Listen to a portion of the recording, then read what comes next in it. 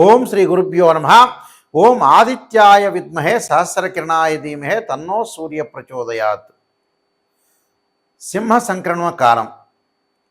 సూర్య భగవానుడు సంవత్సరం తర్వాత తన సొంత రాశి అయిన సింహరాశిలో ప్రవేశంతో సింహ సంక్రమణం అనేది ప్రారంభమవుతుంది. ఆగస్టు 16వ తారీఖున నుండి సెప్టెంబర్ 16వ తారీఖు వరకు కూడా సూర్య భగవానుడు సింహరాశిలో ఉండటం వల్ల ద్వాదశ రాశుల వాళ్ళకి ఏ విధంగా ఫలితం ఉండబోతుంది. ఆగస్టు 16వ తారీఖు శుక్రవారం రాత్రి 7:44 నుండి మఖా నక్షత్రం ప్రథమ పాదంలో సూర్యభగవానుడు ప్రవేశంతో సింహ సంక్రమణం ప్రారంభమవుతుంది. మళ్ళీ తిరిగి సెప్టెంబర్ 16వ తారీఖు సోమవారం రాత్రి 7:42 ఉత్తరా నక్షత్ర రెండో పాద ప్రవేశంతో సింహ సంక్రమణం అనేది పూర్తి అవుతుంది. అంటే ఆగస్టు 16వ తారీఖు నుంచి సెప్టెంబర్ 16వ తారీఖు వరకు కూడా సూర్య భగవానుడు సింహరాశిలో సంచారం చేస్తుంటాడు. సహజంగా సూర్య భగవానుడు 3, 6, 10, 11 స్థానాలు సుఫలితాన్ని ఇస్తాడని శాస్త్రం చెప్పబడింది. అంటే షట్ 3 దశస్థో భాను అంటారు. అంటే 3, 6, 10, 11 స్థానాలు సుఫలితాన్ని ఇస్తాడు. సూర్యభగవానుడు రాజకీయము, కీర్తి, కోపము, ఆవేశము, ఆరోగ్యము, ఉద్యోగము, నేత్ర సంబంధమైన వ్యాధులు, పితృకారకుడు సూర్యభగవానుడు, శరీర సౌఖ్యము, శిరోవ్యాధులు, ఉష్ణము, మనోవిచారము, రాజభయము, అదృష్టము, అపజయాలన్నింటినీ కూడా కలగచేసేవాడే సూర్యుడు. అంటే మెడికల్ సంబంధించిన విషయాల్లో కానీ, ఆరోగ్య విషయంలో కానీ, ప్రమాదాలు కానీ ఇవన్నీ కూడా తెలియచేసేవాడు గ్రహము. గ్రహాలకు రారాజు సూర్యభగవానుడు. అంటే అదృష్టాన్ని తీసుకొచ్చే గ్రహం కూడా సూర్యభగవానుడే. అందువల్లే పాత రోజుల్లో మన అస్తాముద్రికం చూసేటప్పుడు సన్లైన్ ఉంది అని ఆలోచన చేస్తుంటారు. అంటే సూర్యరేఖ అదృష్టాన్ని ఇచ్చేవాడు ఎవరు అంటే సూర్యుడు. అంటే ఉద్యోగ భద్రత, నిరుద్యోగులకు ఉద్యోగాలు రావటం ఇవన్నీ కూడా మనకు సూర్యభగవానుడు వల్లనే అవుతుంది. ఈ సూర్యభగవానుడు అన్ని రాశులకు ఏ విధంగా ఉందో ఒక్కసారి మనం పరిశీలన చేద్దాం. తులారాశి వాళ్ళకి లాభంలో రవి సంచారం వల్ల వ్యాపారాభివృద్ధి, వ్యాపార విస్తరణ, రకరకాల వ్యాపారాలు చేయాలని డిస్కస్ చేస్తుంటారు. వ్యాపార ఎక్స్పాండ్ చేస్తారు బిజినెస్ని. అంటే ఒక చోట నుంచి మరో చోటకి. గుంటూరులో ఒక సిటీలో వ్యాపారం ఉందండి, హైదరాబాద్లో ఉన్న వ్యాపారాన్ని విజయవాడలో ఉన్న వ్యాపారాన్ని కర్నూలులో ఉన్న వ్యాపారాన్ని రాజమండ్రిలో, ఇలాంటి ఎక్స్పాండ్ జరిగే అవకాశం అనేది ఒకటి ఉంటుంది. మంచిదే. వ్యాపారాన్ని విస్తరణ చేయాలి, లాభాలు కలగాలి, 10 మంది మనం పోషించాలి, వాళ్ళందరికీ కూడా అన్నం పెట్టాలి, భోజనం పెడితేనే మంచిది. సంతోషము, సుఖము, సంతోషము, స్త్రీ సౌఖ్యము, శుభకార్యక్రమాల నిర్వహణ చేయటమే కాకుండా తన ఇంట్లో శుభ కార్యక్రమాలు కూడా నిర్వహించే అవకాశాలు ఉంటాయి. స్థిరాస్తుల్లో లాభాలు, వాళ్ళకి ఏదైతే ఉంటుందో స్థిరాస్తి అంట. మనం ఏదో ఒక వస్తువు కొనుగోలు చేస్తాం, బంగారు వస్తువులు కొనుగోలు చేస్తాం, వెండి వస్తువులు కొనుగోలు చేస్తాం, దాంతోపాటు ప్రాపర్టీస్ కొనుగోలు చేస్తాం. అవన్నీ కూడా ఏంటంటే ఆ రేటు పెరిగే అవకాశం అనేది ఒకటి ఉంటుందని అర్థం. ధనాదాయము, ధనలాభం, మనీ ట్రాన్సాక్షన్స్ బాగా ఎక్కువగా ఉంటాయి. మనీ అనేది ఇన్కమ్ ఇంక్రీజ్ అయ్యే అవకాశాలు ఉంటాయి. అంటే ఫైనాన్షియల్ పరంగా ఇంక్రీజ్ కావటం, ఉన్నటువంటి ఆకస్మికంగా ధనలాభం. వీళ్ళు ఏదైతే సెల్ఫ్గా చేస్తారో, అంటే సెల్ఫ్గా వాళ్ళు కొంత ఆలోచన చేస్తుంటారు. అంటే సెల్ఫ్ డిక్లరేషన్ అంటారు. ఆ సెల్ఫ్ డిక్లరేషన్ కూడా వాళ్ళకు ప్రాఫిట్ వచ్చే అవకాశాలు ఉంటాయి. నూతన పదవి, ఉద్యోగపరంగా ప్రమోషన్లు, గౌరవం, ఆస్తులు, మధుర పదార్థాలు తింటారట వీళ్ళు. మధుర పదార్థాలు అంటే మంచి పదార్థాలు ఏదైతే ఉంటాయో అలాంటి పదార్థాలు తినే అవకాశం. శరీర సౌఖ్యం, రాజకీయ పరంగా పరిణితి చెందుతారు. రాజకీయ పరంగా పరిణితి చెందటం అంటే ఏంటి? ఉద్యోగస్తులు కానీ, విద్యార్థులు కానీ, స్త్రీలు కానీ పరిణితి అంటే అర్థం ఏంటంటే గత స్మృతులని మనం తెచ్చుకొని గతంలో ఏదైతే మిస్టేక్ చేస్తామో ఆ మిస్టేక్ అంతా కూడా సవరణ చేయడాన్ని పరిణితి చెందినట్టు అర్థం. అది మంచి శుభవార్త వీళ్ళకి. మంచి ఉద్యోగ అవకాశాలు, దరిద్ర బాధలు తగ్గటం, సరైన సమయంలో సరైన నిర్ణయాన్ని తీసుకోవటం, బంగారు ఆభరణాలు కొనుగోలు చేయటం, వజ్ర వైడూర్యాలు, వెండి వస్తువులు కూడా కొనుగోలు చేస్తారు. కానీ మధ్యవర్తిత్వం అనేది మంచిది కాదు. ఎవరి మధ్యలో కూడా వీళ్ళు వెళ్ళొద్దండి.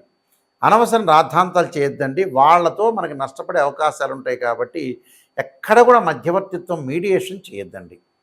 భూ సంబంధమైన వ్యవహారాల్లో అస్సలు అడుగు పెట్టొద్దండి. అలానే పంచాయతీలు జరుగుతాయి, అలాంటి వాటిలో కూడా అడుగు పెట్టకుండా ఉండటం మంచిది. అంటే ఇవన్నీ కూడా నేను పెట్టద్దు అని చెప్తున్నాను, కొన్ని మంచి జరుగుతున్నాయని చెప్తా, మీరు ఆలోచన చేయాలి. వీటిల్లో వద్దు అంటే వద్దు, ఈ నెలలో వదిలేసేయండి, నెక్స్ట్ మంత్లో చూసుకోవచ్చు. ఇప్పుడు మంచి జరుగుతుందంటే మీరు ప్రయత్నం చేయండి, అప్పుడు మీకు మంచి జరుగుతుంది. ఇలాంటి విషయాలన్నీ కూడా సూక్ష్మాతి సూక్ష్మంగా మనం పరిశీలన చేసి జీవితాన్ని ముందుకు తీసుకుని వెళ్ళాలి. ఎవడైనా ఏ ప్లాట్ఫామ్ వస్తే వాడు దిగి వెళ్ళిపోవటమే, ఎక్కడైనా శాశ్వతం కాదు. ఒక రైల్వే స్టేషన్లో మనం చూస్తున్నప్పుడు ఒక గుంటూరు సిటీలో ఒక రైల్వే స్టేషన్లో కూర్చున్నాం.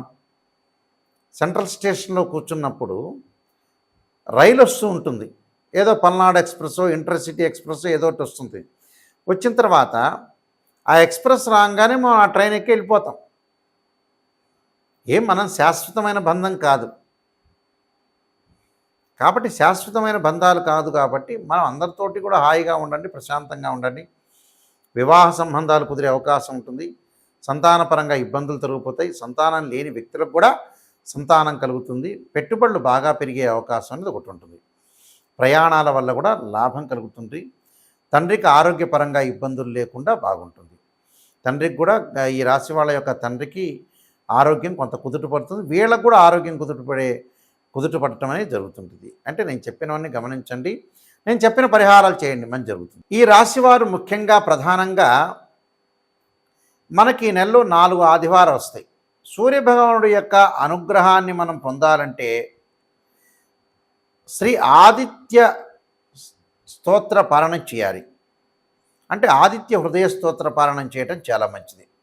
ఇది మొదటి ఆదివారం రోజు చేయాలి. సూర్యుడు ఉదయించిన తర్వాతే చేయాలి. చాలామంది కూడా ప్రాతకాలం చేస్తూ ఉంటారు, అంటే బ్రాహ్మీ ముహూర్తంలో కానీ సాయంకాలం వేళ కానీ చేస్తుంటారు. అలా చేయకూడదు. ఆదిత్య హృదయ స్తోత్ర పారాయణాన్ని ఎప్పుడు కూడా సూర్యుడు ఉదయించిన తర్వాత, సూర్యుడు అప్పుడు లేలేత కిరణాలతో ఉంటాడు కాబట్టి సూర్యుడికి అర్ఘ్యం విడవటం కానీ, అలానే ఆదిత్య స్తోత్ర పారాయణం చేయటం చాలా మంచిది. ఈ రాశి వాళ్ళు మొట్టమొదటి వారంలో ఆదివారం రోజున ఈ స్తోత్ర పారాయణం చేయాలి. రెండో ఆదివారం చక్కగా ఏం చేయాలి అని అంటే సూర్య గాయత్రి మంత్రాన్ని చదువుకోవాలి. ఆదిత్యాయ విద్మే సహస్రకిరణాయ ధీమే తన్నో సూర్య ప్రచోదయాత్ అనే మంత్రాన్ని, ఒకవేళ అది కుదరలేదనుకోండి, ఆదిత్యాయ విద్మే సహస్రమూర్తాయ ధీమే తన్నో సూర్య ప్రచోదయాత్ అనే మంత్రాన్ని, అంటే ఈ 2 మంత్రాలను చదువుకోవాలి. ఓం ప్రభాకరాయ విద్మే దివాకరాయ ధీమే తన్నో సూర్య ప్రచోదయాత్ అనే మంత్రాన్ని కానీ, ఓం దివాకరాయ విద్మే ప్రభాకరాయ ధీమే తన్నో సూర్య ప్రచోదయాత్ అనే మంత్రాన్ని చక్కగా చదువుకోవచ్చు. అంటే ఈ 4 మంత్రాల్లో 4 మంత్రాలు చదవచ్చు, లేకపోతే 4 మంత్రాలు ఒక మంత్రం అన్నా ఒక 21 టైమ్స్ కానీ 27 కానీ 54 కానీ 108 కానీ చదువుకోవాలి. ఇది రెండో ఆదివారం సూర్యగాయత్రి మంత్రాన్ని చదువుకోవాలి. అంటే ప్రతిరోజు కూడా అర్ఘ్యం అయితే విడవాలి, ప్రతి ఆదివారం రోజున కూడా. మూడో ఆదివారం వచ్చేటప్పటికల్లా మనకి గోధుమ పిండి ఏదైతే బెల్లాన్ని కలిపి ప్రమిదలుగా తయారు చేయాలి. అంటే గోధుమ పిండి అయినా తయారు చేసుకోవచ్చు, లేదా గోధుమ పిండిలో బెల్లాన్ని కలిపి చక్కగా 2 ప్రమిదలు చేసి దానిలో ఆవు నెయ్యి వేసి ఒత్తులు వేసి దీపారాధన చేయాలి. దీపారాధన చేసి ఎక్కడ చేయాలి? గుళ్ళో అయినా దీపారాధన చేసుకోవచ్చు, అలా తయారు చేసి మన ఇంట్లో అయినా సరే సూర్యుడు ఉదయించిన తర్వాత అలా దీపారాధన చేయటం చాలా మంచిది. అంటే ఆవు నెయ్యితోనే దీపారాధన చేయాలి. చాలామంది కూడా మిగతా ఆయిల్స్ వాడుతున్నారు, కానీ ఆవు నెయ్యి కంటే కూడా శ్రేష్టమైనది ఎప్పుడూ కాదు నిజం చెప్పాలంటే. పురాతన కాలంలో సాంప్రదాయం అంతా కూడా నిజం చెప్పాలంటే, ఇప్పుడు రకరకాల నూనెలు వచ్చినాయి, కానీ ఆవు నెయ్యికున్న ప్రాధాన్యత, దాని యొక్క శ్రేష్టం అనేది ఏది ఉండదు. కాబట్టి ఆవు నెయ్యితో దీపారాధన చేయండి. 4వ ఆదివారం వచ్చేటప్పటికల్లా చక్కగా మీరు గోధుమల్ని దానం చేయండి ఒక బ్రాహ్మడికి. ఒకవేళ అది కుదరలేదనుకోండి, గోధుమలు నానబెట్టి ఆవుకు పెట్టండి. ఇది మీరు చేయాల్సింది విషయం. ఇంకా విశేషంగా మీరు చేయదలుచుకున్నారనుకోండి, గోధుమ రవ్వతోటి ఏదన్నా సరే ప్రసాదం చేసి ఒక దేవాలయంలో ప్రధాన అర్చకులకు ఇవ్వండి. ఇస్తే వారేం చేస్తారంటే చక్కగా అందరికీ కూడా గోధుమ రవ్వతో నైవేద్యాన్ని భక్తులందరికీ కూడా పంచే అవకాశాలు ఎక్కువగా ఉంటాయి.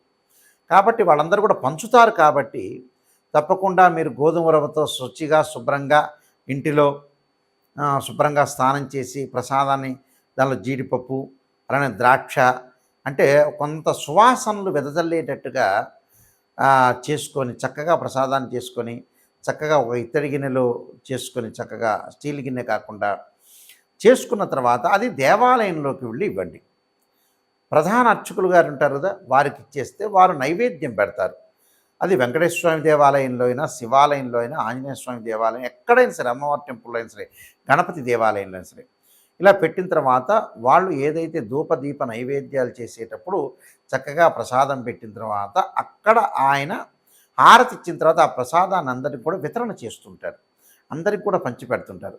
దానివల్ల కూడా మనకి ఏదైతే కష్ట నష్టాలు కానీ, ఆరోగ్యపరంగా కానీ, ఉద్యోగ భద్రత కానీ, ఉద్యోగం కానీ, అపజయాలు కానీ, నిరుద్యోగులు కరెక్ట్గా ఆశించినంత ఉద్యోగాలు రాకపోవటం, శత్రువుల వల్ల భయము, సమస్త దోషాలు సర్వకార్య సిద్ధి జరగాలంటే, ఇష్టకామ్య సిద్ధి అంతా కూడా జరగాలంటే సూర్యభగవానుడి యొక్క అనుగ్రహం అనేది ఉండాలి. కాబట్టి ఇవన్నీ కూడా నేను చెప్పిన పరిహారం అనేది చేయండి. సూర్యుడి యొక్క అనుకూలత అనేది బాగా ఉంటుంది. మీరు అపజయం లేకుండా జీవితంలో భగవంతుడి యొక్క అంటే సూర్యనారాయణ స్వామి యొక్క అనుగ్రహం అనేది ప్రసాదం అంటే ఏదైతే మనకి వారి యొక్క అనుగ్రహం సాధించాలంటే ఏమిటి, కొన్ని పరిహారాలు చేసుకోవాలి. ఆ పరిహారం చేసుకోవటం వల్ల మనకి మంచి జరిగే అవకాశం ఖచ్చితంగా ఉంటుంది.